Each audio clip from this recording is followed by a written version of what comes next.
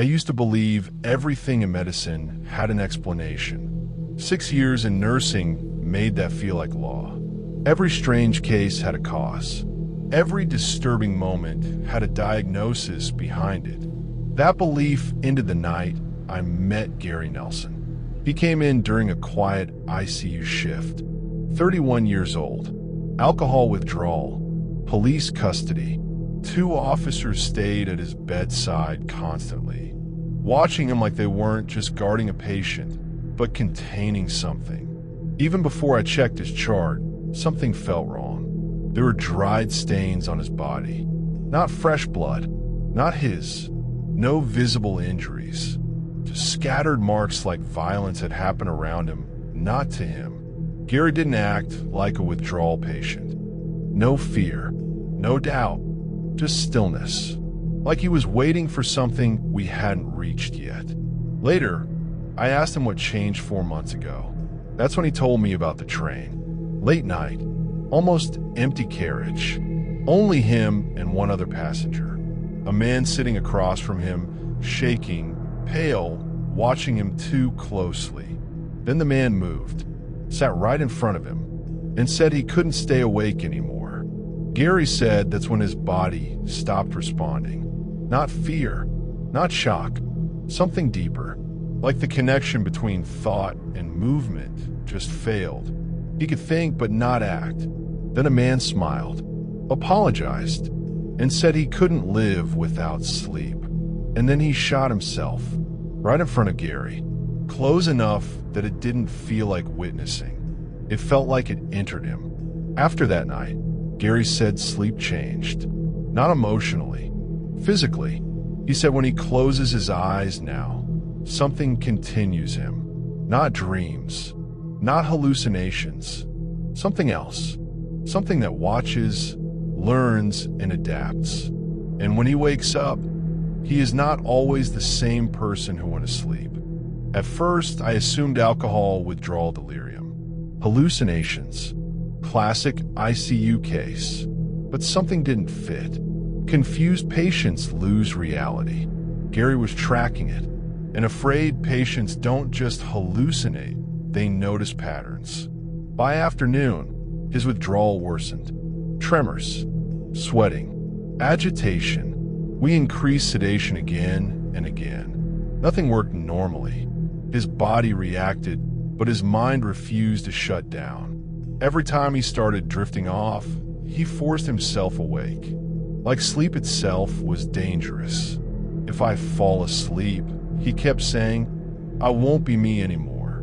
We documented it as delirium. But I've seen delirium. This wasn't that. By evening, the ICU shifted into routine chaos. Monitors, alarms, staff rotation. But his room always felt wrong. Heavy, like attention behaved differently inside it. Even the officers started changing how they stood. One inside, one outside, always watching him more than us. A nurse whispered, he's not reacting to us. It's like he's reacting to something we can't see. I dismissed it. I shouldn't have. Later that night, Gary finally went still. Eyes closed, breathing steady, asleep, or what looked like sleep. I went in alone to adjust his 4 during shift change.